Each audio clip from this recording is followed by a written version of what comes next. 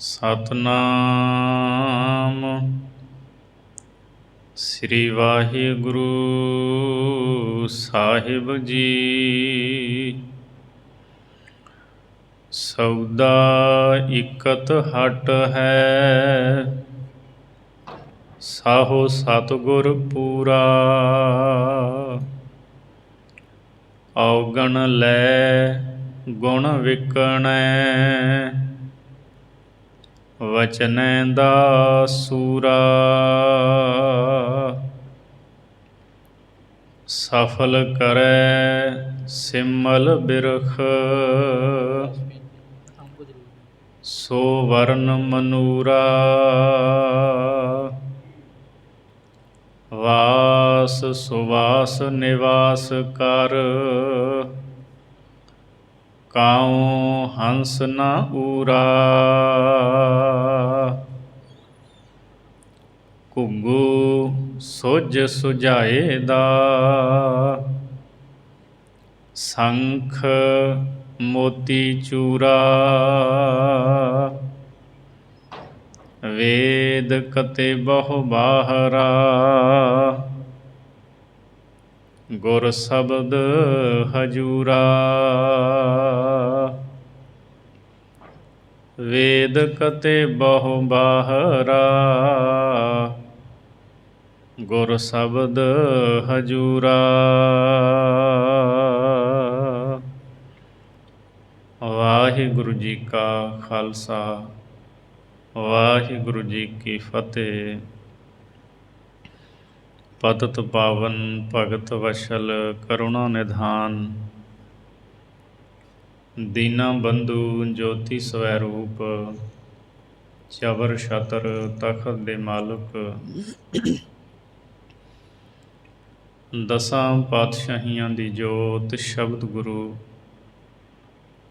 ਧੰਨ ਸ੍ਰੀ ਗੁਰੂ ਗ੍ਰੰਥ ਸਾਹਿਬ ਮਹਾਰਾਜ ਜੀ ਦੀ ਪਵਿੱਤਰ ਹਜ਼ੂਰੀ ਦੇ ਅੰਦਰ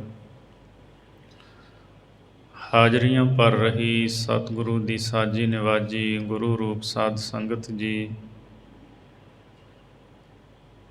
ਆਓ ਭਾਈ ਗੁਰਦਾਸ ਜੀ ਦੀਆਂ ਵਾਰਾਂ ਦੀ ਚੱਲ ਰਹੀ ਲੜੀਵਾਰ ਵਿਚਾਰ ਦੇ ਨਾਲ ਜੁੜਨ ਦਾ ਯਤਨ ਕਰੀਏ।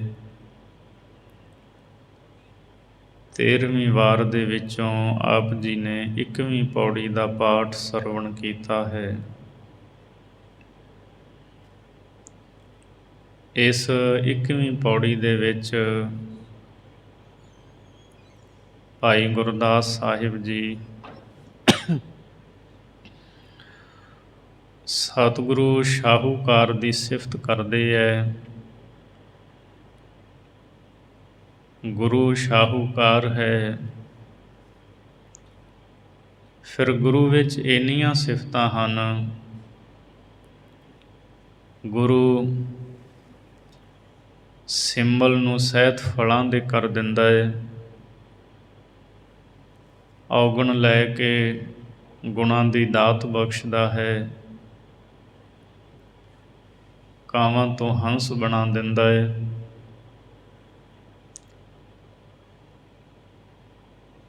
ਉੱਲੂਆਂ ਦੀ ਨਿਆਈ ਜਿਹੜੇ ਅਗਿਆਨੀ ਹਨ, ਉਹਨਾਂ ਨੂੰ ਵੀ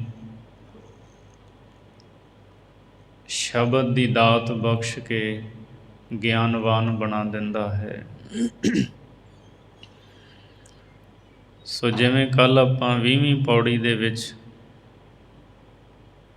ਇਹ ਬਚਨ ਸਰਵਣ ਕੀਤੇ ਹੈ, ਗੁਰੂ ਸੁਪੱਤਾ ਸ਼ਾਹੂਕਾਰ ਹੈ, ਭਾਵ ਭਰੋਸਾ ਕਰਨ ਵਾਲਾ। ਸਮਰੱਥ ਗੁਰੂ ਦੀ ਚਰਨ ਸ਼ਰਨ ਵਿੱਚ ਆਈਏ ਤਾਂ ਆਪਣੇ ਅੰਦਰ ਤਰਕਾਂ ਨਾ ਪੈਦਾ ਕਰੀਏ। ਸਮਰੱਥ ਗੁਰੂ ਦੇ ਉੱਤੇ ਤਾਂ ਅੱਖਾਂ ਬੰਦ ਕਰਕੇ ਭਰੋਸਾ ਕਰ ਲਵੋ। ਸਮਰੱਥ ਗੁਰੂ ਨੇ ਮੇਰੇ ਜੀਵਨ ਦਾ ਬੇੜਾ ਸੰਸਾਰ ਭੌਜਲ ਤੋਂ ਪਾਰ ਕਰ ਦੇਣਾ ਹੈ। ਸੋ ਆਓ ਭਾਈ ਗੁਰਦਾਸ ਜੀ ਇਸ 21ਵੀਂ ਪੌੜੀ ਦੇ ਵਿੱਚ ਅੰਮ੍ਰਿਤ ਬਚਨਾਂ ਰਾਹੀਂ ਗੁਰੂ ਦੀ ਉਪਮਾ ਕਰਦੇ ਹੈ। ਸੌਦਾ ਇਕਤ ਹਟ ਹੈ, ਸਾਹੋ ਸਤਿਗੁਰ ਪੂਰਾ। ਭਾਈ ਗੁਰਦਾਸ ਜੀ ਕਹਿੰਦੇ ਹੈ, ਨਾਮ ਰੂਪੀ ਸੌਦਾ ਗੁਰੂ ਦੀ ਸਤ ਸੰਗਤ ਰੂਪੀ ਹੱਟੀ ਦੇ ਉੱਤੇ ਹੈ। ਸਾਹੋ ਸਤਿਗੁਰੂ ਪੂਰਾ, ਸਤਿਗੁਰੂ ਜੀ ਪੂਰੇ ਸ਼ਾਹੂਕਾਰ ਹਨ, ਅਧੂਰੇ ਨਹੀਂ। ਦੁਨੀਆ ਦੇ ਤਰ੍ਹਾਂ ਤਰ੍ਹਾਂ ਦੇ ਪਦਾਰਥਾਂ ਨੂੰ ਖਰੀਦਣ ਵਾਸਤੇ ਤਰ੍ਹਾਂ ਤਰ੍ਹਾਂ ਦੀਆਂ ਦੁਕਾਨਾਂ ਹੱਟੀਆਂ ਸੰਸਾਰ ਦੇ ਵਿੱਚ ਮੌਜੂਦ ਹਨ। ਜਿੱਥੋਂ ਦੁਨੀਆ ਦੇ ਪਦਾਰਥ ਖਰੀਦੇ ਜਾ ਸਕਦੇ ਹੈ, ਪਰ ਨਾਮ ਸਿਰਫ ਤੇ ਸਿਰਫ ਗੁਰੂ ਦੇ ਕੋਲੋਂ ਪ੍ਰਾਪਤ ਹੁੰਦਾ ਹੈ। ਭਾਈ ਗੁਰਦਾਸ ਸਾਹਿਬ ਜੀ ਕਹਿੰਦੇ, ਗੁਰੂ ਦੀ ਸਤ ਸੰਗਤ ਹੱਟੀ ਐਸੀ ਹੈ, ਇਹ ਸਤ ਸੰਗਤ ਹੱਟੀ ਦੇ ਵਿੱਚ ਗੁਰੂ ਆਪ ਬਹਿ ਕੇ ਨਾਮ ਦੀਆਂ ਦਾਤਾਂ ਵੰਡਦਾ ਹੈ। ਸਤਿਗੁਰੂ ਪੂਰੇ ਸ਼ਾਹੂਕਾਰ ਹਨ। ਔਗਣ ਲੈ ਗੁਣ ਵਿਕਣੈ, ਵਚਨੈ ਦਾ ਸੂਰਾ। ਤੇ ਗੁਰੂ ਫਿਰ ਕੀ ਕਰਦਾ ਹੈ? ਔਗਣ ਲੈ, ਔਗਣਾਂ ਨੂੰ ਲੈ ਕੇ ਤੇ ਗੁਣ ਵੇਚਦਾ ਹੈ।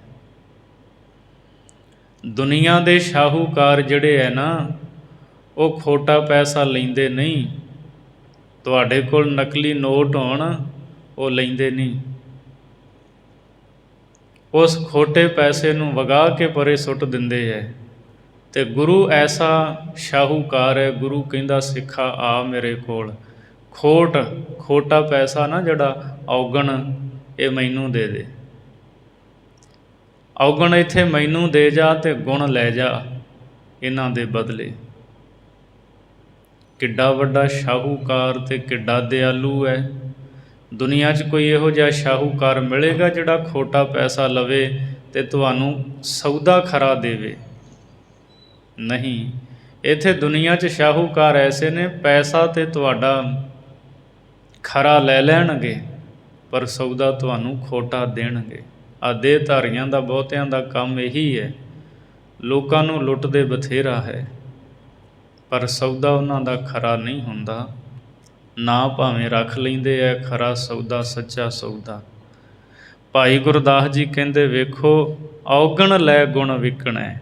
ਕਿੰਨੀ ਸਿਫਤ ਹੈ ਪੂਰੇ ਗੁਰੂ ਦੇ ਵਿੱਚ। ਔਗਣ ਲੈ ਕੇ ਅਤੇ ਗੁਰੂ ਗੁਣ ਵੇਚਦਾ ਹੈ। ਸਿੱਖ ਨੂੰ ਕਹਿੰਦਾ ਆ ਗੁਣ ਲੈ ਜਾ। ਵਚਨੈ ਦਾ ਸੂਰਾ, ਗੁਰੂ ਬਚਨਾਂ ਦਾ ਸੂਰਮਾ ਹੈ। ਜੋ ਬਚਨ ਗੁਰੂ ਨੇ ਕਰ ਦਿੱਤਾ, ਉਹ ਬਚਨ ਗੁਰੂ ਨੇ ਪੂਰਾ ਨਿਭਾਉਣਾ ਹੈ। ਇਹ ਨਹੀਂ ਕਿ ਬਚਨ ਕਰਕੇ ਗੁਰੂ ਮੁੱਕਰ ਜਾਏ ਨਾ, ਬਚਨ ਦਾ ਸੂਰਾ ਹੈ। ਸੂਰ ਬੀਰ ਬਚਨ ਕੇ ਬਲੀ, ਗੁਰੂ ਸਾਹਿਬ ਜੀ ਵੱਡੇ ਬਹਾਦਰ ਸੂਰਮੇ ਅਤੇ ਬਚਨਾਂ ਦੇ ਬਲੀ ਹਨ। ਸਫਲ ਕਰੈ ਸਿਮਲ ਬਿਰਖ, ਸੋ ਵਰਨ ਮਨੂਰਾ। ਗੁਰੂ ਦੇ ਵਿੱਚ ਐਸੀ ਸਿਫਤ ਹੈ, ਸਫਲ ਕਰੈ ਸਿਮਲ ਬਿਰਖ। ਜਿਹੜਾ ਸਿਮਲ ਦਾ ਰੁੱਖ ਹੈ ਨਾ, ਉਹਨੂੰ ਸਹਿਤ ਫਲਾਂ ਦੇ ਕਰ ਦਿੰਦੇ ਹੈ। ਭਾਵ ਇਹ ਹੈ ਵੀ ਸਿਮਲ ਦਾ ਰੁੱਖ ਜਿਵੇਂ ਨਿਕੰਮਾ ਹੁੰਦਾ ਨਾ, ਗੁਰੂ ਗ੍ਰੰਥ ਸਾਹਿਬ ਦੀ ਬਾਣੀ ਵਿੱਚ ਸਤਿਗੁਰੂ ਨੇ ਬਹੁਤ ਵਾਰਾਂ ਜ਼ਿਕਰ ਕੀਤਾ ਹੈ। ਸਿਮਲ ਰੁੱਖ ਸਰੀਰ ਮੈਂ ਮੈਜਨ ਦੇਖ ਭੁਲਨ। ਇਸੇ ਤਰ੍ਹਾਂ ਸਾਹਿਬ ਦੇ ਅਸੀਂ ਬਚਨ ਪੜ੍ਹਦੇ ਹਾਂ। ਸਿਮਲ ਰੁੱਖ ਸਰਾਇਰਾ ਅਤ ਦੀਰਘ ਅਤ ਮੁੱਚ, ਓਏ ਜੇ ਆਵਹਿ ਆਸ ਕਰ, ਜਾਹੇ ਨਿਰਾਸੇ ਕਿਤ। ਫਲ ਫਿੱਕੇ ਫੁੱਲ ਬਕ ਬਕੇ, ਕੰਮ ਨ ਆਵਹਿ ਪਤ। ਮਿੱਠਤ ਨੀਵੀਂ ਨਾਨਕਾ, ਗੁਣ ਚੰਗਿਆਈਆਂ ਤਤ। ਸਿਮਲ ਹੈ ਤਾਂ ਬਹੁਤ ਵੱਡਾ ਉੱਚਾ, ਆਕਾਰ ਵੀ ਬਹੁਤ ਵੱਡਾ ਹੈ, ਪਰ ਉਹਦੇ ਫਲ ਵੀ ਫਿੱਕੇ ਹੈ, ਫੁੱਲ ਵੀ ਬਕ ਬਕੇ ਹੈ।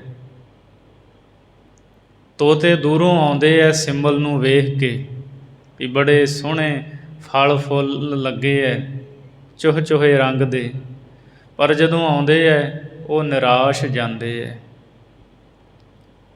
ਅਤੇ ਜਦੋਂ ਚੁੰਝ ਮਾਰਦੇ, ਉਹਨਾਂ ਦੀ ਚੁੰਝ ਵਿੱਚ ਹੀ ਫਸ ਜਾਂਦੀ ਹੈ, ਯਤਨਾਂ ਨਾਲ ਬਾਹਰ ਨਿਕਲਦੀ ਹੈ, ਪ੍ਰਾਪਤ ਕੁਝ ਨਹੀਂ ਹੁੰਦਾ, ਨਿਰਾਸ਼ਤਾ ਪੱਲੇ ਪੈਂਦੀ ਹੈ। ਸਿਮਲ ਦੀ ਨਿਆਈ ਜਿਹੜੇ ਨਿਕੰਮੇ ਹਨ, ਗੁਰੂ ਜੀ ਕੀ ਕਰਦੇ ਹੈ, ਉਹਨਾਂ ਨੂੰ ਸਹਿਤ ਫਲਾਂ ਦੇ ਕਰ ਦਿੰਦੇ ਹੈ। ਮਹਾਰਾਜ ਗੁਣਾਂ ਦੇ ਫਲ ਉਹਨਾਂ ਨੂੰ ਲਾ ਦਿੰਦੇ ਹੈ, ਉਹਨਾਂ ਦਾ ਜੀਵਨ ਸਫਲ ਕਰ ਦਿੰਦੇ ਹੈ। ਗੁਰੂ ਐਸਾ ਹੈ। ਸੋ ਵਰਨ ਮਨੂਰਾ। ਅਤੇ ਅਗਲਾ ਬਚਨ ਭਾਈ ਗੁਰਦਾਸ ਜੀ ਕਹਿੰਦੇ, ਗੁਰੂ ਮਨੂਰ ਤੋਂ ਸ਼ੁੱਧ ਸੋਨਾ ਬਣਾ ਦਿੰਦਾ ਹੈ। ਮਨੂਰ ਕਹਿੰਦੇ ਜਿਹੜਾ ਗਲਿਆ ਸੜਿਆ ਲੋਹਾ ਹੁੰਦਾ, ਲੋਹੇ ਦੀ ਮੈਲ ਹੁੰਦੀ ਹੈ, ਜਿਵੇਂ ਆਪਾਂ ਵੇਖਦੇ ਕੇਰਾਂ ਲੋਹੇ ਨੂੰ ਜੰਗਾਲ ਲੱਗ ਜਾਂਦਾ ਅਤੇ ਭੁਰ ਜਾਂਦਾ ਲੋਹਾ, ਜੰਗਾਲਿਆ ਹੋਇਆ ਮੈਲ ਵਾਲਾ ਲੋਹਾ। ਗੁਰੂ ਐਸਾ ਸਮਰੱਥ ਹੈ ਵੀ ਜਿਹੜੇ ਮਨੂਰ ਦੀ ਨਿਆਈ ਹੋ ਗਏ, ਜਿਨ੍ਹਾਂ ਦੇ ਮਨ ਮਨੂਰ ਹੋ ਗਏ, ਗੁਰੂ ਉਹਨਾਂ ਦੇ ਮਨ ਨੂੰ ਸ਼ੁੱਧ ਸੋਨੇ ਦੇ ਵਾਂਗ ਬਣਾ ਦਿੰਦਾ। ਉਹਨਾਂ ਦੇ ਮਨ ਦੇ ਵਿੱਚੋਂ ਸਾਰੀ ਪਾਪਾਂ ਦੀ ਮੈਲ ਦੂਰ ਕਰ ਦਿੰਦਾ ਹੈ। ਪਾਪਾਂ ਦੀ ਮੈਲ ਦੂਰ ਕਰਕੇ ਸ਼ੁੱਧ ਸੋਨਾ ਬਣਾ ਦਿੰਦਾ ਹੈ। ਉਹਨਾਂ ਦੇ ਮਨ ਸ਼ੁੱਧ ਹੋ ਜਾਂਦੇ ਹੈ, ਨਿਰਮਲ ਹੋ ਜਾਂਦੇ ਹੈ। ਗੁਰੂ ਸ਼ਾਹੂਕਾਰ ਐਸਾ ਹੈ। ਵਾਸ ਸੁਵਾਸ ਨਿਵਾਸ ਕਰ, ਕਾਉ ਹੰਸ ਨਾ ਪੂਰਾ। ਜਿਹੜਾ ਵਾਸ ਹੈ, ਉਸ ਵਾਸ ਦੇ ਵਿੱਚ ਵੀ ਚੰਦਨ ਦੀ ਸੁਗੰਧੀ ਦਾ ਵਾਸਾ ਗੁਰੂ ਜੀ ਕਰ ਦਿੰਦੇ ਹੈ। ਵਾਸ ਜਿਹੜਾ ਹੁੰਦਾ ਨਾ, ਉਹਨੂੰ ਹੁੰਦਾ ਤੇ ਬਹੁਤ ਉੱਚਾ ਹੈ, ਅਤੇ ਉਹਨੂੰ ਇਹੀ ਗੱਲ ਮਾਰਦੀ ਹੈ, ਮੈਂ ਉੱਚਾ ਬਹੁਤ ਹਾਂ। ਚੰਦਨ ਦੇ ਬਿਲਕੁਲ ਨੇੜੇ ਹੁੰਦਾ ਹੈ ਵਾਸ ਜਿਹੜਾ ਨਾ, ਉਹ ਚੰਦਨ ਦੀ ਸੁਗੰਧੀ ਦੇ ਨਾਲ ਸੁਗੰਧਿਤ ਨਹੀਂ ਹੁੰਦਾ, ਉਹਨੂੰ ਅੰਗੀਕਾਰ ਨਹੀਂ ਕਰਦਾ। ਗੁਰੂ ਦੀ ਇਹ ਸਿਫਤ ਹੈ ਵੀ ਜਿਹੜਾ ਵਾਂਸ ਵਰਗਾ ਹੁੰਦਾ ਨਾ ਮਨੁੱਖ, ਗੁਰੂ ਸਾਹਿਬ ਉਸ ਬੰਦੇ ਨੂੰ ਜਿਹੜਾ ਵਾਂਸ ਵਰਗਾ ਸਾਕਤ ਹੈ, ਕਠੋਰ ਪਾਪੀ ਹੈ, ਉਹਦੇ ਵਿੱਚ ਵੀ ਚੰਦਨ ਦੀ ਵਾਸ਼ਨਾ ਦਾ ਵਾਸ ਕਰ ਦਿੰਦੇ ਹੈ। ਭਾਵ ਨਾਮ ਦੀ ਸੁਗੰਧੀ ਉਹਦੇ ਵਿੱਚ ਸਤਿਗੁਰੂ ਭਰ ਦਿੰਦੇ ਹੈ। ਕਾਉ ਹੰਸ ਨਾ ਊਰਾ। ਔਰ ਇਸੇ ਤਰ੍ਹਾਂ ਜਿਹੜੇ ਕਾਂ ਬਿਰਤੀ ਵਾਲੇ ਹੈ ਨਾ, ਕਾਂ ਕੀ ਕਰਦਾ ਹੈ, ਇੱਕ ਤਾਂ ਕੁਦਰਤੀ ਉਹਦਾ ਰੰਗ ਕਾਲਾ ਹੈ, ਚਲੋ ਉਹਦਾ ਰੰਗ ਕਾਲਾ ਹੋਣਾ ਇਹ ਕੋਈ ਔਗਣ ਨਹੀਂ, ਪਰ ਜਦੋਂ ਆਪਾਂ ਸਿੱਖਿਆ ਲੈਂਦੇ ਹਾਂ, ਕਾਂ ਦੀ ਨਿਆਈ ਜਿਹੜੇ ਕਾਲੇ ਮਨਾਂ ਵਾਲੇ ਹੈ, ਪਾਪੀ ਲੋਕ ਹੈ, ਜਿਵੇਂ ਕਾਂ ਗੰਦਗੀ ਦੇ ਵਿੱਚ ਚੁੰਝ ਮਾਰਦਾ ਹੈ, ਜਿਹੜੇ ਨਿੰਦਿਆ ਦੇ ਵਿੱਚ, ਨਿੰਦਿਆ ਦੀ ਗੰਦਗੀ ਵਿੱਚ ਚੁੰਝਾਂ ਮਾਰਨ ਵਾਲੇ ਹੈ, ਗੁਰੂ ਉਹਨਾਂ ਕਾਵਾਂ ਨੂੰ ਹੰਸ ਬਣਾ ਦਿੰਦਾ ਹੈ। ਹੰਸ ਬਿਰਤੀ ਵਾਲੇ, ਕਾਉ ਹੰਸ ਨਾ ਊਰਾ। ਹੰਸ ਵਰਗੇ ਗੁਣ ਉਸ ਸਿੱਖ ਦੇ ਵਿੱਚ ਆ ਜਾਂਦੇ ਹੈ, ਉਹਦੇ ਵਿੱਚ ਕੋਈ ਊਣਤਾਈ ਨਹੀਂ ਰਹਿੰਦੀ। ਜਿਵੇਂ ਹੰਸ ਵਿੱਚ ਗੁਣ ਹਨ, ਉਹਦੇ ਵਿੱਚ ਵੀ ਗੁਣ ਹੀ ਗੁਣ ਹਨ, ਕੋਈ ਘਾਟ ਨਹੀਂ। ਸਤਿਗੁਰੂ ਹੰਸ ਬਿਰਤੀ ਵਾਲਾ ਸਿੱਖ ਬਣਾ ਦਿੰਦੇ ਹੈ। ਐਸੇ ਸਮਰੱਥ ਹਨ ਗੁਰੂ ਜੀ। ਘੁੱਗੂ ਸੁੱਝ ਸੁਝਾਏ ਦਾ, ਸੰਖ ਮੋਤੀ ਚੂਰਾ। ਇਸੇ ਤਰ੍ਹਾਂ ਭਾਈ ਗੁਰਦਾਸ ਜੀ ਕਹਿੰਦੇ, ਘੁੱਗੂ ਕਹਿੰਦੇ ਉੱਲੂ ਨੂੰ, ਜਿਹੜੇ ਉੱਲੂਆਂ ਦੀ ਨਿਆਈ ਅਗਿਆਨੀ ਹਨ। ਭਾਵ ਜਿਹੜਾ ਉੱਲੂ ਹੁੰਦਾ ਨਾ, ਉਹ ਸਾਰੀ ਦੁਨੀਆ ਤਾਂ ਜਦੋਂ ਸੂਰਜ ਚੜ੍ਹਦਾ ਹੈ ਸਾਰੀ ਦੁਨੀਆ ਦੇਖਦੀ ਹੈ, ਪਰ ਉੱਲੂ ਨੂੰ ਦਿਸਣੋਂ ਬੰਦ ਹੋ ਜਾਂਦਾ ਹੈ। ਜਿਹੜੇ ਉੱਲੂਆਂ ਦੀ ਨਿਆਈ ਅਗਿਆਨੀ ਲੋਕ ਹਨ, ਗੁਰੂ ਜੀ ਉਹਨਾਂ ਨੂੰ ਵੀ ਸ਼ਬਦ ਦੀ ਰੌਸ਼ਨੀ ਬਖਸ਼ ਕੇ ਮਹਾਰਾਜ ਜੀ ਉਹਨਾਂ ਨੂੰ ਗਿਆਨਵਾਨ ਬਣਾ ਦਿੰਦੇ ਹੈ, ਅਗਿਆਨੀਆਂ ਨੂੰ ਗਿਆਨੀ ਬਣਾ ਦਿੰਦੇ ਹੈ। ਉਹਨਾਂ ਉੱਲੂਆਂ ਨੂੰ ਵੀ ਮਹਾਰਾਜ ਸੋਝੀ ਬਖਸ਼ ਦਿੰਦੇ ਹੈ। ਘੁੱਗੂ ਸੁੱਝ ਸੁਝਾਏ ਦਾ, ਸੁੱਝ ਦਾ ਆਖਰੀ ਅਰਥ ਹੁੰਦਾ ਸੂਰਜ, ਸੁਝਾਏ ਦਾ ਸਮਝਾ ਦਿੱਤਾ, ਭਾਵ ਉਹਦਾ ਪ੍ਰਕਾਸ਼ ਜਿਹੜਾ ਨਾ ਸੂਰਜ ਦਾ ਕਰਕੇ, ਅਤੇ ਉੱਲੂ ਨੂੰ ਵੀ ਦੇਖਣ ਲਾ ਦਿੱਤਾ। ਅਗਿਆਨੀਆਂ ਨੂੰ ਵੀ ਗੁਰੂ ਨੇ ਗਿਆਨ ਵਾਲੇ ਬਣਾ ਦਿੱਤਾ। ਸੰਖ ਮੋਤੀ ਚੂਰਾ। ਇਸੇ ਤਰ੍ਹਾਂ ਜਿਹੜੇ ਸੰਖ ਦੀ ਨਿਆਈ ਗੁਣਾਂ ਤੋਂ ਖਾਲੀ ਸਨ, ਗੁਰੂ ਨੇ ਕਿਰਪਾ ਕਰਕੇ ਉਹਨਾਂ ਨੂੰ ਮੋਤੀ ਚੂਰਾ, ਗਹਿਣਿਆਂ ਦੇ ਵਿੱਚੋਂ ਸ੍ਰੇਸ਼ਟ ਗਹਿਣਾ ਸਿਰ 'ਤੇ ਪਹਿਨਣ ਵਾਲਾ ਬਣਾ ਦਿੱਤਾ। ਜਿਹੜੇ ਗੁਣਾਂ ਤੋਂ ਖਾਲੀ ਸਨ, ਐਸੇ ਗਹਿਣੇ, ਸ੍ਰੇਸ਼ਟ ਗਹਿਣੇ ਉਹਨਾਂ ਨੂੰ ਬਣਾਇਆ ਵੀ ਲੋਕ ਉਹਨਾਂ ਨੂੰ ਆਪਣੇ ਸੀਸ 'ਤੇ ਸਜਾਉਣਾ ਚਾਹੁੰਦੇ ਹੈ, ਸਿਰ 'ਤੇ ਬਿਠਾਉਣਾ ਚਾਹੁੰਦੇ ਹੈ, ਸਤਿਕਾਰ ਕਰਨਾ ਚਾਹੁੰਦੇ ਹੈ। ਗੁਰੂ ਦੇ ਵਿੱਚ ਏਡੀ ਵੱਡੀ ਸਮਰੱਥਾ ਹੈ। ਸੰਖ ਮੋਤੀ ਚੂਰਾ। ਸੰਖ ਨੂੰ ਸਿਰ ਦੀ ਮਣੀ ਕਰਕੇ ਗੁਰੂ ਨੇ ਅਮੁੱਲ ਗਹਿਣਾ ਬਣਾਇਆ ਹੈ। ਵੇਦ ਕਤੇ ਬਹੁ ਬਾਹਰਾ, ਗੁਰ ਸ਼ਬਦ ਹਜੂਰਾ। ਭਾਈ ਗੁਰਦਾਸ ਸਾਹਿਬ ਜੀ ਕਹਿੰਦੇ ਜੋ ਪ੍ਰਮਾਤਮਾ ਹੈ ਨਾ, ਉਹ ਵੇਦਾਂ ਕਤੇਬਾਂ ਤੋਂ ਬਾਹਰਾ ਹੈ। ਵੇਦਾਂ ਕਤੇਬਾਂ ਦੇ ਵਿੱਚ ਵੀ ਨਹੀਂ। ਵੇਦ ਕਤੇਬ ਵੀ ਪੂਰਨ ਤੌਰ 'ਤੇ ਉਹਨੂੰ ਕਥਨ ਨਹੀਂ ਕਰ ਸਕਦੇ। ਗੁਰ ਸ਼ਬਦ ਹਜੂਰਾ, ਗੁਰੂ ਦੇ ਸ਼ਬਦ ਕਰਕੇ ਉਹ ਹਾਜ਼ਰ ਹੁੰਦਾ ਹੈ, ਪ੍ਰਗਟ ਹੁੰਦਾ ਹੈ। ਸਿੱਖ ਦੇ ਹਿਰਦੇ ਵਿੱਚ ਸਾਖਿਆਤਕਾਰ ਹੋ ਜਾਂਦਾ ਜਦੋਂ ਕੋਈ ਗੁਰੂ ਦੇ ਸ਼ਬਦ ਦੇ ਨਾਲ ਜੁੜ ਜਾਂਦਾ ਹੈ। ਮਹਾਰਾਜ ਦਾ ਬਚਨ ਵੀ ਅਸੀਂ ਪੜ੍ਹਦੇ ਹਾਂ, ਵੇਦ ਕਤੇਬ ਸੰਸਾਰ ਹੱਬਾਂ ਹੂੰ ਬਾਹਰਾ, ਨਾਨਕ ਕਾ ਪਾਤਸ਼ਾਹ ਦਿਸੈ ਜਾਹਰਾ। ਵੇਦਾਂ ਕਤੇਬਾਂ ਸਾਰਿਆਂ ਤੋਂ ਬਾਹਰੀ ਹੈ ਪਰਮਾਤਮਾ, ਅਤੇ ਜਿਹੜਾ ਪਾਤਸ਼ਾਹ ਹੈ ਨਾ ਵਾਹਿਗੁਰੂ, ਉਹ ਹਰ ਥਾਂ 'ਤੇ ਨਜ਼ਰ ਆਉਂਦਾ ਹੈ। ਸੋ ਇਸ 21ਵੀਂ ਪੌੜੀ ਦੇ ਵਿੱਚ ਗੁਰੂ ਦੀਆਂ ਸਿਫਤਾਂ ਕੀਤੀਆਂ ਭਾਈ ਗੁਰਦਾਸ ਨੇ। ਗੁਰੂ ਸਿੰਬਲ ਨੂੰ ਸਫਲ ਬਣਾ ਦਿੰਦਾ ਹੈ। ਗੁਰੂ ਲੋਹੇ ਤੋਂ ਸੋਨਾ ਬਣਾ ਦਿੰਦਾ ਹੈ। ਗੁਰੂ ਵਾਸ ਨੂੰ ਵੀ ਸੁਗੰਧਿਤ ਕਰ ਦਿੰਦਾ ਹੈ। ਸੰਖ ਨੂੰ ਸ਼੍ਰੋਮਣੀ ਗਹਿਣਾ ਬਣਾ ਦਿੰਦਾ ਹੈ। ਉੱਲੂ ਨੂੰ ਦਿਸਣ ਲਾ ਦਿੰਦਾ ਹੈ। ਐਸਾ ਹੈ ਗੁਰੂ। ਭਾਵ ਇਹੀ ਹੈ ਵੀ ਜਿਹੜੇ ਔਗਣਾਂ ਦੇ ਭਰੇ ਨੇ ਨਾ, ਗੁਰੂ ਉਹਨਾਂ ਦੇ ਜੀਵਨ ਵਿੱਚ ਗੁਣ ਭਰ ਕੇ ਉਹਨਾਂ ਦੇ ਉੱਤੇ ਵੱਡੀ ਕਿਰਪਾ ਕਰਦਾ ਹੈ। ਅਗਲੀ 22ਵੀਂ ਪੌੜੀ ਦੇ ਵਿੱਚ ਭਾਈ ਗੁਰਦਾਸ ਜੀ ਗੁਰੂ ਦੀ ਉਪਮਾ ਕਰਦੇ ਹੈ ਔਰ ਕਹਿੰਦੇ ਹੈ, ਆਦਿ ਪੁਰਖ ਪਰਮਾਤਮਾ ਨੂੰ ਮੱਥਾ ਟੇਕੋ ਜਿਹੜਾ ਨਿਮਾਣਿਆਂ ਨੂੰ ਮਾਣ ਬਖਸ਼ਦਾ ਹੈ। ਲੱਖ ਉਪਮਾ ਉਪਮਾ ਕਰੈ, ਉਪਮਾ ਨਾ ਵਖਾਣੈ। ਭਾਈ ਗੁਰਦਾਸ ਜੀ ਕਹਿੰਦੇ ਲੱਖਾਂ ਹੀ ਉਪਮਾ ਕਰਨ ਵਾਲੇ ਲੋਕਾਂ ਦੀ ਉਪਮਾ ਕਰਦੇ ਹੈ, ਉਪਮਾ ਨਾ ਵਖਾਣੈ। ਪਰ ਪਰਮਾਤਮਾ ਦੀ ਜਿਹੜੀ ਉਪਮਾ ਨਾ, ਮਹਿਮਾ ਉਹ ਕਰ ਨਹੀਂ ਸਕਦੇ। ਦੁਨੀਆ ਵਿੱਚ ਲੱਖਾਂ ਹੀ ਲੋਕ ਹੈ ਉਪਮਾ ਕਰਨ ਵਾਲੇ। ਕਦੇ ਕਿਸੇ ਬੰਦੇ ਦੀ ਉਪਮਾ ਕਰਦੇ ਹੈ, ਕਦੇ ਕਿਸੇ ਦੀ, ਪਰ ਪ੍ਰਭੂ ਦੀ ਉਪਮਾ ਨਹੀਂ ਪੂਰਨ ਤੌਰ 'ਤੇ ਕਰ ਸਕਦੇ। ਲੱਖ ਮਹਿਮਾ ਮਹਿਮਾ ਕਰੈ, ਮਹਿਮਾ ਹੈਰਾਣੈ। ਲੱਖਾਂ ਮਹਿਮਾ ਕਰਨ ਵਾਲੇ ਲੋਕ ਹੋਰਾਂ ਲੋਕਾਂ ਦੀਆਂ ਮਹਿਮਾ ਕਰਦੇ ਹੈ, ਵਡਿਆਈਆਂ ਕਰਦੇ ਹੈ, ਮਹਿਮਾ ਹੈਰਾਣੈ।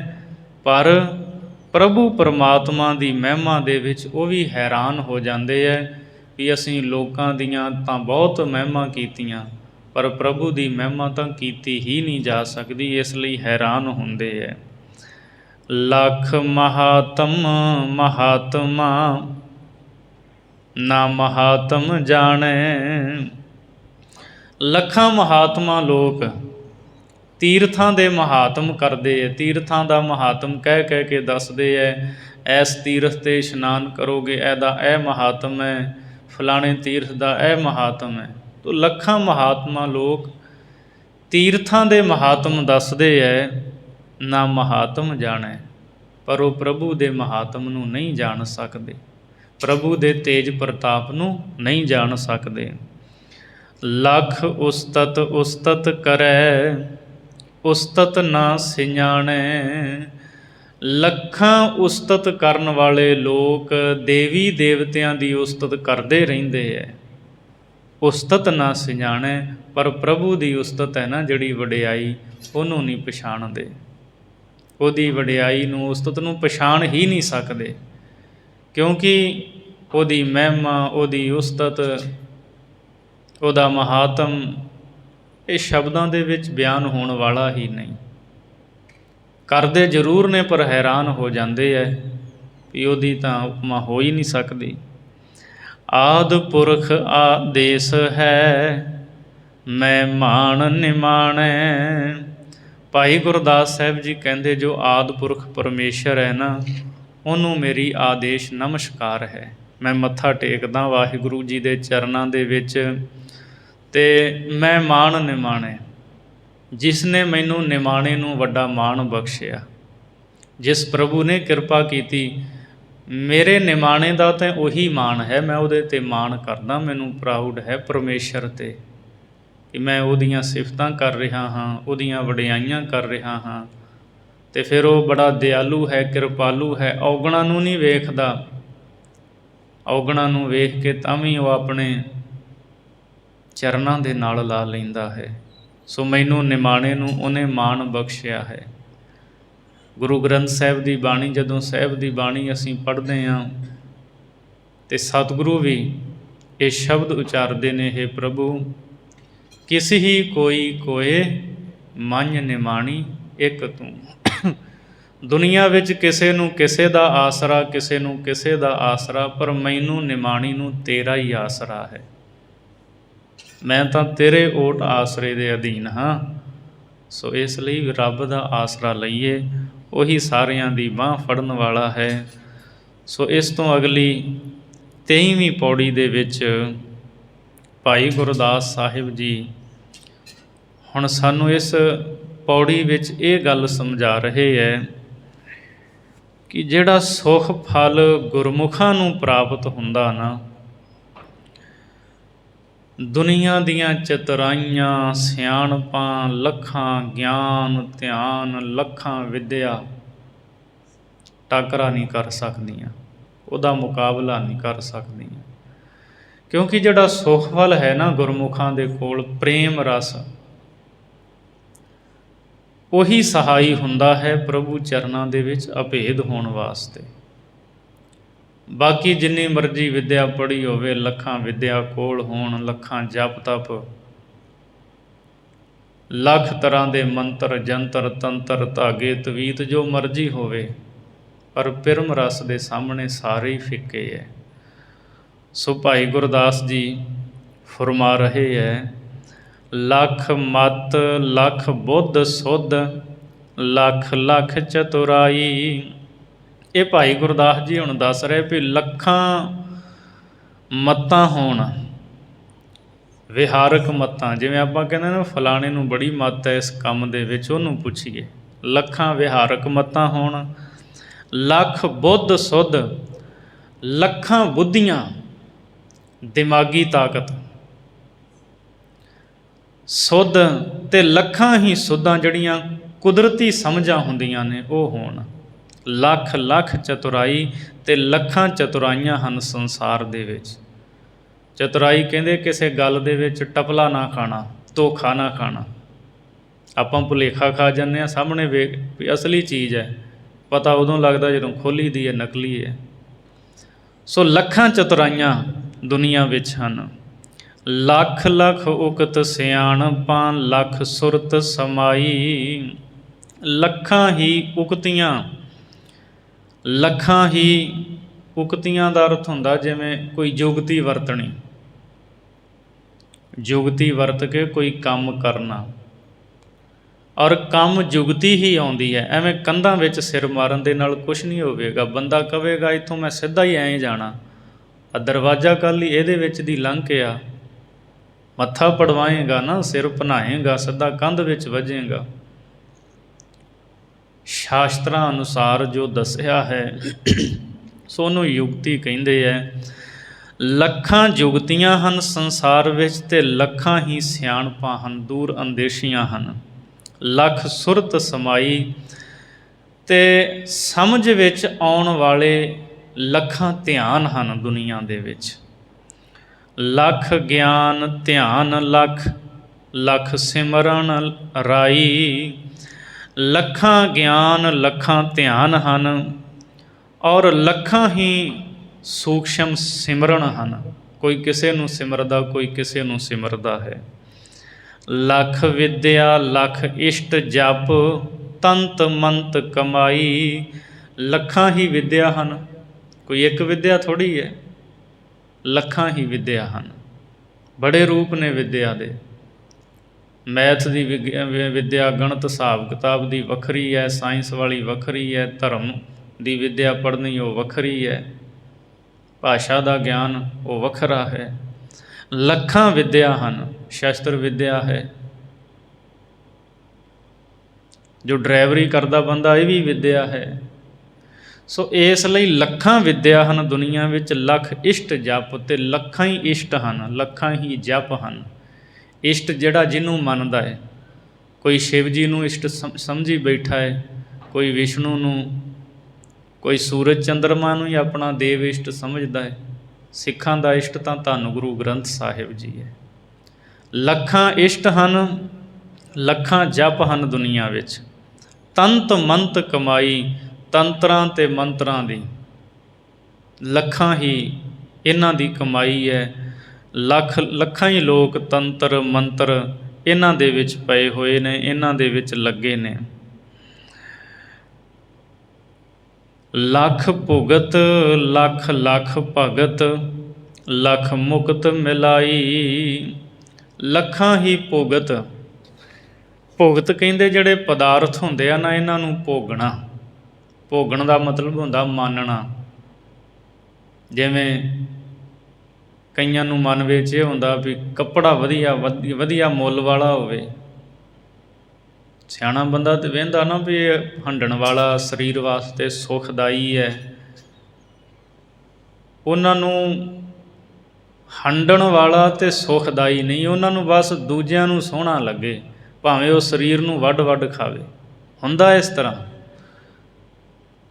ਭਾਈ ਗੁਰਦਾਸ ਜੀ ਕਹਿੰਦੇ ਹੋਰ ਜਿਹੜੇ ਜਿਵੇਂ ਪਦਾਰਥ ਖਾਣੇ ਤਰ੍ਹਾਂ ਤਰ੍ਹਾਂ ਦੇ, ਲੱਖਾਂ ਹੀ ਭੁਗਤ ਹਨ ਸੰਸਾਰ ਵਿੱਚ, ਵੀ ਪਦਾਰਥਾਂ ਨੂੰ ਭੋਗਣਾ ਇਹ ਲੱਖਾਂ ਹੀ ਆ। ਲੱਖ ਲੱਖ ਭਗਤ, ਅਤੇ ਲੱਖਾਂ ਹੀ ਤਰ੍ਹਾਂ ਦੀ ਜਿਹੜੀ ਹੈ ਉਹ ਭਗਤੀ ਹੈ। ਕੋਈ ਕਿਸੇ ਨੂੰ ਚੇਤੇ ਕਰ ਰਿਹਾ ਹੈ, ਕੋਈ ਕਿਸੇ ਨੂੰ ਚੇਤੇ ਕਰਦਾ ਹੈ, ਕੋਈ ਕਿਸੇ ਦੀ ਟਹਿਲ ਕਰਦਾ, ਕੋਈ ਕਿਸੇ ਦੀ ਟਹਿਲ ਸੇਵਾ ਕਰਦਾ। ਇਸ ਤਰ੍ਹਾਂ ਲੱਖਾਂ ਹੀ ਭਗਤਾਂ ਹਨ ਸੰਸਾਰ ਦੇ ਅੰਦਰ। ਲੱਖ ਮੁਕਤ ਮਿਲਾਈ, ਅਤੇ ਲੱਖਾਂ ਹੀ ਮੁਕਤੀਆਂ। ਭਾਈ ਗੁਰਦਾਸ ਜੀ ਕਹਿੰਦੇ ਜਿਹੜੀਆਂ ਆ ਉੱਤੇ ਮੈਂ ਗੱਲਾਂ ਕਹੀਆਂ ਨਾ, ਲੱਖਾਂ ਮੁਕਤੀਆਂ ਇਹਨਾਂ ਦੇ ਨਾਲ ਮਿਲਾ ਦੇਵੋ। ਜੀਵਾਤਮਾ ਦਾ ਆਵਾਗਮਨ ਤੋਂ ਛੁਟਕਾਰਾ ਬੰਦਾ ਚਾਹੁੰਦਾ ਹੈ, ਅਤੇ ਉਹ ਫਿਰ ਉਹੋ ਜਿਹੇ ਸਾਧਨ ਵਰਤਦਾ ਹੈ। ਸੋ ਇਹ ਜਿੰਨੇ ਵੀ ਕਹੇ ਹੈ ਨਾ ਭਾਈ ਗੁਰਦਾਸ ਜੀ ਕਹਿੰਦੇ ਨਾਲ ਇਹਨੂੰ ਲੱਖਾਂ ਮੁਕਤੀਆਂ ਮਿਲਾ ਦੇਵੋ। ਲੱਖਾਂ ਮੱਤਾਂ, ਲੱਖਾਂ ਚਤੁਰਾਈਆਂ, ਲੱਖਾਂ ਹੀ ਸਿਆਣਪਾਂ, ਲੱਖ ਗਿਆਨ ਧਿਆਨ, ਲੱਖਾਂ ਹੀ ਸੂਖਮ ਸਿਮਰਨ, ਲੱਖਾਂ ਹੀ ਵਿਦਿਆ, ਇਸ਼ਟ, ਤੰਤਰ ਮੰਤਰ, ਸਾਰੇ ਜਿੰਨੇ ਕਹੇ ਕਹਿੰਦੇ ਸਾਰੇ ਹੀ ਇਕੱਠੇ ਕਰ ਲਓ, ਮਿਲਾ ਲਵੋ। ਹੁਣ ਅੱਗੇ ਸਿਧਾਂਤ ਦੀ ਗੱਲ ਦੱਸਦੇ ਹੈ। ਜਿਉਂ ਤਾਰੇ ਦੇਹ ਉਗਵੈ ਆਨੇਰ ਗਵਾਈ। ਭਾਈ ਗੁਰਦਾਸ ਜੀ ਕਹਿੰਦੇ ਜਿਵੇਂ ਦਿਨ ਉੱਗਦਾ, ਭਾਵ ਸੂਰਜ ਚੜ੍ਹਦਾ ਨਾ, ਜਦੋਂ ਦਿਨ ਹੁੰਦਾ ਹੈ ਤਾਂ ਫਿਰ ਤਾਰੇ ਅਤੇ ਹਨੇਰਾ ਉਹ ਸਾਰਿਆਂ ਨੂੰ ਮੇਟ ਦਿੰਦਾ ਹੈ। ਤਾਰੇ ਵੀ ਅਲੋਪ ਹੋ ਜਾਂਦੇ ਹੈ, ਹਨੇਰਾ ਵੀ ਉੱਡ ਜਾਂਦਾ ਹੈ, ਚਾਨਣ ਹੀ ਚਾਨਣ ਹੋ ਜਾਂਦਾ ਸੂਰਜ ਚੜ੍ਹਨ ਦੇ ਨਾਲ। ਗੁਰਮੁਖ ਸੁਖ ਫਲ ਅਗਮ ਹੋਏ ਪਿਰਮ ਸਖਾਈ। ਗੁਰਮੁਖ ਸੁਖ ਫਲ ਅਗਮ ਹੈ। ਗੁਰਮੁਖਾਂ ਦਾ ਜੋ ਸੁਖ ਫਲ ਹੈ ਨਾ ਉਹ ਅਗੰਮ ਹੈ। ਹੋਏ ਪਿਰਮ ਸਖਾਈ, ਅਤੇ ਪਿੱਛੇ ਜਿੰਨੀਆਂ ਗੱਲਾਂ ਕਹੀਆਂ ਨੇ ਨਾ ਭਾਈ ਗੁਰਦਾਸ ਜੀ ਕਹਿੰਦੇ ਸਾਰੀਆਂ ਅਧੂਰੀਆਂ ਨੇ। ਗੁਰਮੁਖਾਂ ਦੇ ਕੋਲ ਜਿਹੜਾ ਸੁਖ ਫਲ ਹੈ ਨਾ ਪ੍ਰੇਮ ਰਸ, ਉਹਦਾ ਟਾਕਰਾ ਨਹੀਂ ਇਹ ਕਰ ਸਕਦੀਆਂ। ਲੱਖਾਂ ਵਿਦਿਆ, ਲੱਖਾਂ ਗਿਆਨ ਧਿਆਨ, ਲੱਖਾਂ ਸਿਆਣਪਾਂ ਚਤੁਰਾਈਆਂ, ਤੰਤਰ ਮੰਤਰ, ਇਸ਼ਟ ਲੱਖਾਂ ਹੀ, ਇਹ ਉਹਦਾ ਮੁਕਾਬਲਾ ਨਹੀਂ ਕਰ ਸਕਦੇ, ਉਹਦਾ ਟਾਕਰਾ ਨਹੀਂ ਕਰ ਸਕਦੇ ਜਿਹੜਾ ਸੁਖ ਫਲ ਗੁਰਮੁਖਾਂ ਦੇ ਕੋਲ ਹੈ। ਹੋਏ ਪਿਰਮ ਸਖਾਈ, ਅਤੇ ਪਿਆਰੇ ਦੇ ਮੇਲ ਦਾ ਸਹਾਇਕ ਬਣਦਾ ਇਹੀ ਸੁਖ ਫਲ। ਇਹੀ ਪਿਰਮ ਰਸ ਪਿਆਰੇ ਦੇ ਨਾਲ ਮੇਲ ਦੇ ਵਿੱਚ ਸਹਾਈ ਹੁੰਦਾ ਹੈ। ਸੋ ਇਸ ਲਈ ਗੁਰਮੁਖਾਂ ਦੇ ਕੋਲ ਜਿਹੜਾ ਸੁਖ ਫਲ ਹੈ ਨਾ ਉਹ ਸਹਾਈ ਹੁੰਦਾ ਹੈ, ਅਤੇ ਗੁਰਮੁਖ ਪਿਆਰੇ ਪ੍ਰਭੂ ਦੇ ਨਾਲ ਮਿਲ ਜਾਂਦੇ ਹੈ, ਪਰਮੇਸ਼ਰ ਦੇ ਵਿੱਚ ਉਹ ਅਭੇਦ ਹੋ ਜਾਂਦੇ ਹੈ। ਅਗਲੀ 24 ਨੰਬਰ ਪੌੜੀ ਦੇ ਵਿੱਚ ਭਾਈ ਗੁਰਦਾਸ ਜੀ ਵਾਹਿਗੁਰੂ ਦੀ ਉਪਮਾ ਕਰਦੇ ਹੈ, ਅਤੇ ਉਪਮਾ ਕਰਦਿਆਂ ਲਿਖਤ ਸ਼ਬਦ ਜਿਹੜੇ ਵਰਤੇ ਨੇ ਭਾਈ ਗੁਰਦਾਸ ਨੇ, ਭਾਵ ਅਰਥ ਇਹੀ ਹੈ ਵੀ ਬੰਦਾ ਹੈਰਾਨ ਹੋ ਜਾਂਦਾ। ਔਰ ਬਾਣੀ ਦਾ ਵਚਨ ਵੀ ਅਸੀਂ ਪੜ੍ਹਦੇ ਹਾਂ, ਬਲਿਹਾਰੀ ਕੁਦਰਤ ਵਸਿਆ ਤੇਰਾ ਅੰਤ ਨਾ ਜਾਈ ਲਖਿਆ। ਮੈਂ ਬਲਿਹਾਰ ਹਾਂ ਜਿਹੜਾ ਕੁਦਰਤ ਵਿੱਚ ਵਸ ਰਿਹਾ, ਇਹ ਪ੍ਰਭੂ ਤੇਰਾ ਅੰਤ ਨਹੀਂ ਜਾਣਿਆ ਜਾ ਸਕਦਾ, ਤੂੰ ਬੇਅੰਤ ਹੈ। ਸੋ ਪਰਮਾਤਮਾ ਦੀ ਮਹਿਮਾ ਕਰਦੇ ਹੈ। ਅਤੇ ਭਾਈ ਸਾਹਿਬ ਜੀ ਸ਼ਬਦ ਜਿਵੇਂ ਜਿਵੇਂ ਅੱਗੇ ਪੌੜੀ ਉਚਾਰਦੇ ਜਾਂਦੇ ਹੈ, ਵਰਤਦੇ ਹੈ, ਹੈਰਾਨੀ ਜਿਹੜੀ ਹੈ ਨਾ, ਅਸਚਰਜਤਾ, ਹੈਰਾਨਗੀ, ਉਸ ਹੈਰਾਨਗੀ ਤੋਂ ਜਦੋਂ ਹੋਰ ਵੱਧ ਹੈਰਾਨਗੀ ਹੁੰਦੀ ਫਿਰ ਅਗਲਾ ਸ਼ਬਦ ਵਰਤਦੇ ਹੈ। ਹੈਰਾਨਗੀ ਦੇ ਕਈ ਦਰਜੇ ਦੱਸੇ ਹੈ ਭਾਈ ਗੁਰਦਾਸ ਜੀ ਨੇ। ਸੋ ਉਹ ਇਸ ਤਰ੍ਹਾਂ ਸ਼ਬਦ ਜਿਵੇਂ ਸ਼ਬਦ ਵਰਤਿਆ ਹੈਰਾਨੀ, ਫਿਰ ਅਗਲਾ ਸ਼ਬਦ ਵਰਤਣਗੇ ਅਸਚਰਜ, ਉਹਦਾ ਮਤਲਬ ਵੀ ਹੈਰਾਨ ਹੈ, ਮਤਲਬ ਹੋਰ ਵੱਧ ਹੈਰਾਨੀ। ਇਸ ਤੋਂ ਅੱਗੇ ਫਿਰ ਸ਼ਬਦ ਵਰਤਣਗੇ ਵਿਸਮਾਦ, ਅੱਗੇ ਅਦਭੁਤ, ਉਹਦੇ ਤੋਂ ਵੀ ਅੱਗੇ ਹੈਰਾਨਗੀ, ਪਰਮਅਦਭੁਤ, ਫਿਰ ਪ੍ਰਮਾਦ, ਅਦਭੁਤ। ਇਹ ਸ਼ਬਦ ਸਾਰੇ ਹੀ ਹੈਰਾਨਗੀ ਨੂੰ ਪ੍ਰਗਟ ਕਰਦੇ ਹੈ। ਸੋ ਕਹਿੰਦੇ ਵਾਹਿਗੁਰੂ ਜਿਹੜਾ ਨਾ ਉਹ ਬੜਾ ਹੈਰਾਨ ਕੁਨ ਹੈ। ਲੱਖ ਅਚਰਜ ਅਚਰਜ ਹੋਏ, ਅਚਰਜ ਹੈਰਾਣਾ। ਲੱਖਾਂ ਹੀ ਅਸਚਰਜ ਪੈਦਾ ਕਰਨ ਵਾਲੇ ਲੋਕ ਅਸਚਰਜ ਪ੍ਰਭੂ ਦੇ ਕੌਤਕਾਂ ਨੂੰ ਵੇਖ ਕੇ ਹੈਰਾਨ ਹੋ ਰਹੇ ਹੈ। ਇੱਕ ਉਹ ਲੋਕ ਜਿਹੜੇ ਆਪ ਅਸਚਰਜਤਾ ਨੂੰ ਪੈਦਾ ਕਰਦੇ ਹੈ। ਕਈ ਵਾਰ ਐਸਾ ਹੁੰਦਾ ਕਿਸੇ ਬੰਦੇ ਦੇ ਵਿੱਚ ਇਹੋ ਜਿਹਾ ਗੁਣ ਹੁੰਦਾ ਨਾ, ਆਪਾਂ ਵੇਖ ਕੇ ਹੈਰਾਨ ਹੁੰਦੇ ਹਾਂ ਵੀ ਇਹ ਤਾਂ ਦੁਨੀਆ 'ਚ ਬੰਦਾ ਹੀ ਇਹ ਹੀ ਹੈ ਇਕੱਲਾ। ਹੈਰਾਨ ਹੋ ਜਾਂਦਾ ਬੰਦਾ। ਉਹ ਦੁਨੀਆ 'ਚ ਐਸੇ ਬੰਦੇ ਵੀ ਪਏ ਹੈ, ਬੰਦੂਕ ਦੇ ਵਿੱਚੋਂ ਨਿਕਲੀ ਹੋਈ ਗੋਲੀ ਨੂੰ ਤਲਵਾਰ ਦੇ ਨਾਲ ਕੱਟ ਦਿੰਦੇ ਹੈ ਨਾ ਹੈਰਾਨਗੀ ਦੀ ਗੱਲ। ਐਸੇ ਲੋਕ ਹਨ ਦੁਨੀਆ ਵਿੱਚ, ਉਹ ਹੈ ਇਕੱਲਾ ਹੀ ਦੁਨੀਆ 'ਚ, ਹੋਰ ਕੋਈ ਨਹੀਂ। ਭਾਈ ਗੁਰਦਾਸ ਜੀ ਕਹਿੰਦੇ ਲੱਖ ਅਚਰਜ ਅਚਰਜ ਹੋਏ। ਅਚਰਜ ਹੈਰਾਨਗੀ ਨੂੰ ਪੈਦਾ ਕਰਨ ਵਾਲੇ, ਅਸਚਰਜਤਾ ਨੂੰ ਪੈਦਾ ਕਰਨ ਵਾਲੇ, ਪਰਮਾਤਮਾ ਦੇ ਅਸਚਰਜ ਕੌਤਕਾਂ ਨੂੰ ਵੇਖ ਕੇ ਉਹ ਵੀ ਅਸਚਰਜ, ਉਹ ਵੀ ਹੈਰਾਨ ਹੋ ਰਹੇ ਹੈ। ਵਿਸਮ ਹੋਏ ਵਿਸਮਾਦ ਲੱਖ, ਲੱਖ ਚੋਜ ਵਿਡਾਣਾ। ਅਤੇ ਲੱਖਾਂ ਵਿਸਮਾਦ ਨੂੰ ਪੈਦਾ ਕਰਨ ਵਾਲੇ ਪ੍ਰਭੂ ਦੇ ਵੱਡੇ ਕੌਤਕਾਂ ਨੂੰ ਵੇਖ ਕੇ ਆਪ ਵਿਸਮ ਹੋ ਰਹੇ ਹੈ, ਆਪ ਵਿਸਮਾਦ ਹੋ ਰਹੇ, ਹੈਰਾਨ ਹੋ ਰਹੇ ਹੈ।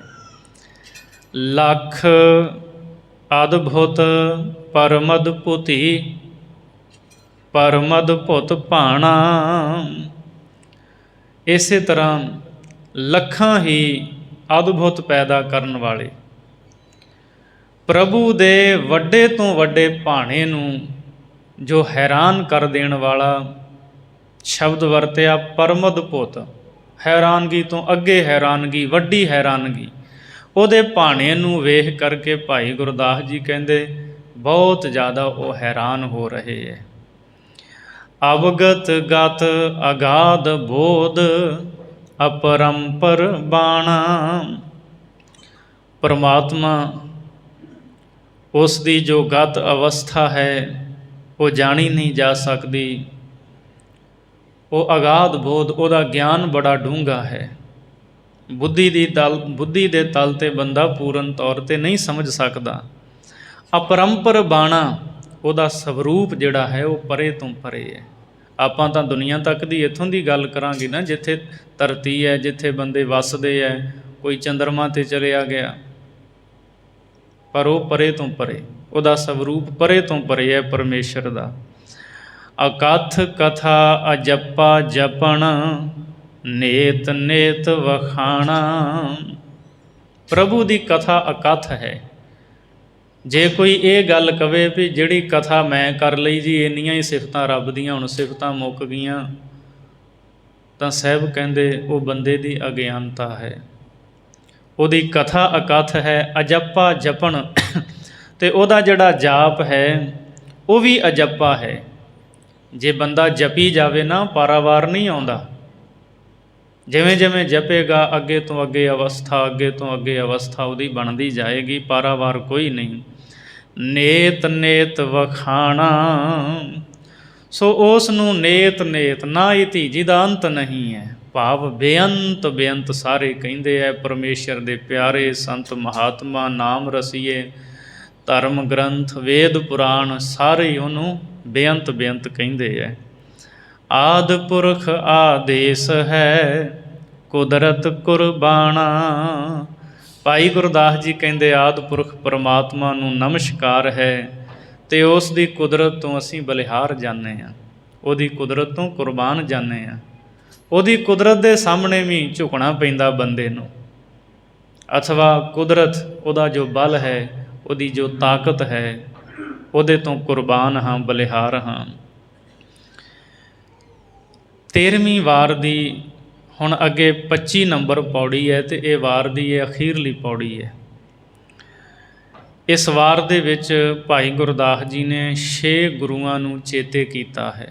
ਗੁਰੂ ਨਾਨਕ ਸਾਹਿਬ ਜੀ ਤੋਂ ਲੈ ਕੇ ਮੀਰੀ ਪੀਰੀ ਦੇ ਮਾਲਕ ਧੰਨ ਗੁਰੂ ਹਰਗੋਬਿੰਦ ਸਾਹਿਬ ਜੀ ਤੱਕ ਗੁਰੂ ਸਾਹਿਬ ਦਾ ਸਿਮਰਨ ਕਰਦੇ ਹੈ, ਚੇਤੇ ਕਰਦੇ ਹੈ, ਅਰਦਾਸ ਕਰਦੇ ਹੈ ਸਤਿਗੁਰੂ ਦੇ ਚਰਨਾਂ ਦੇ ਵਿੱਚ। ਪਾਰ ਬ੍ਰਹਮ ਪੂਰਨ ਬ੍ਰਹਮ ਗੁਰ ਨਾਨਕ ਦਿਓ। ਧੰਨ ਗੁਰੂ ਨਾਨਕ ਦੇਵ ਜੀ ਪਾਰ ਬ੍ਰਹਮ ਪੂਰਨ ਬ੍ਰਹਮ ਦਾ ਸਵਰੂਪ ਹਨ। ਸਤਿਗੁਰੂ ਨਿਰਗੁਣ ਅਤੇ ਸਰਗੁਣ ਸਰੂਪ ਜੋ ਹੈ ਪਰਮੇਸ਼ਰ, ਉਹਦਾ ਸਵਰੂਪ ਹਨ। ਨਿਰਗੁਣ ਆਪ ਸਰਗੁਣ ਭੀ ਉਹੀ, ਕਲਾ ਧਾਰ ਜਿਨ ਸਗਲੀ ਮੋਹੀ। ਨਿਰਗੁਣ ਵੀ ਆਪ ਅਤੇ ਸਰਗੁਣ ਵੀ ਉਹ ਆਪ ਹੀ ਹਨ।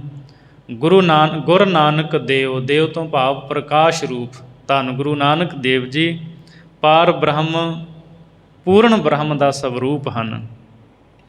ਗੁਰ ਅੰਗਦ ਗੁਰੇ ਅੰਗ ਤੇ ਸੱਚ ਸ਼ਬਦ ਸਮਿਓ। ਗੁਰੂ ਨਾਨਕ ਦੇਵ ਮਹਾਰਾਜ ਜੀ ਦੇ ਅੰਗਾਂ ਦੇ ਨਾਲ ਸਪਰਸ਼ ਹੋ ਕੇ ਧੰਨ ਗੁਰੂ ਅੰਗਦ ਦੇਵ ਜੀ ਹੋਏ। ਗੁਰ ਅੰਗਦ ਗੁਰ ਅੰਗ ਤੇ ਸੱਚ ਸ਼ਬਦ ਸਮਿਓ। ਗੁਰੂ ਨਾਨਕ ਸਾਹਿਬ ਜੀ ਦੇ ਅੰਗਾਂ ਤੋਂ ਗੁਰੂ ਅੰਗਦ ਦੇਵ ਜੀ ਬਣ ਕੇ ਅਤੇ ਸੱਚੇ ਸ਼ਬਦ ਦੇ ਵਿੱਚ ਸਮਾਏ ਹੈ।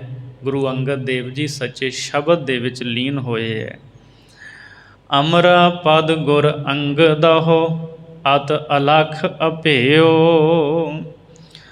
ਗੁਰੂ ਅੰਗਦ ਦੇਵ ਮਹਾਰਾਜ ਜੀ ਤੋਂ ਅਮਰ ਪਦਵੀ ਨੂੰ ਪਾ ਕੇ ਸਤਿਗੁਰੂ ਅਮਰਦਾਸ ਜੀ ਹੋਏ।